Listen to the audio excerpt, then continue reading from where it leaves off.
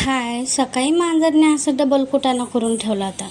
ओवीची आज तब्येत पण ठीक नव्हती म्हणून ती झोपलेली होती लय वेळ.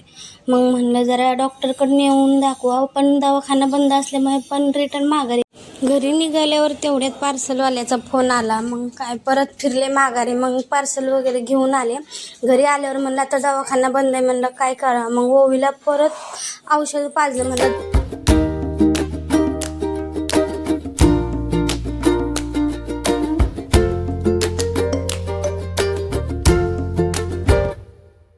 म्हणलं जरा ओवीला घालून बघावं. तर तिला घातलेलं तर तिच्या दुखण्यामुळं जरा थोडी चिडचिडच चालू होती. मग रडायला लागलेली. भूक पण खूप लागली होती म्हणून येताना वडापाव घेऊन आले. वडापाव खायला बसले तर ओवीचं पण चालू झालं.